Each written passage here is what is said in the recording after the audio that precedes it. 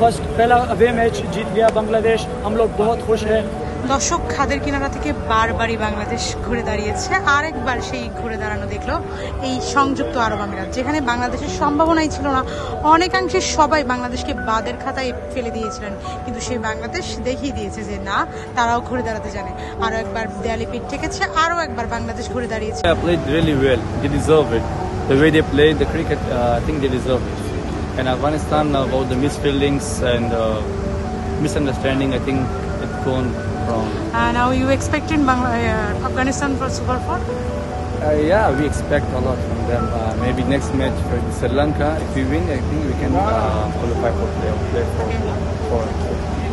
বাংলাদেশ আফগানিস্তানের বিপক্ষে কিন্তু ফেভারিট ছিল না, ফেভারিট ছিল স্পষ্ট আফগানিস্তান। কিন্তু সেই ম্যাচে বাংলাদেশ ব্যাটিংয়ে চমক দেখিয়েছে, অলসো বাংলাদেশের বোলিংও ছিল দুর্দান্ত।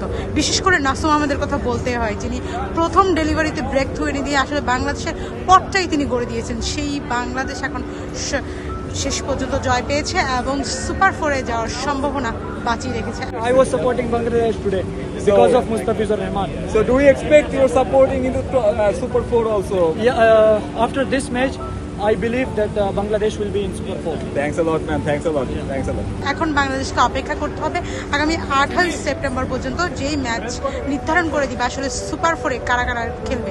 সেই ম্যাচে মুখোমুখি হবে আফগানিস্তান এবং শ্রীলঙ্কা। শ্রীলঙ্কার এবং আফগানিস্তান ম্যাচে যদি আফগানিস্তান হেরে যায় তাহলে সরাসরি সুপার 4-এ উঠে যাবে বাংলাদেশ।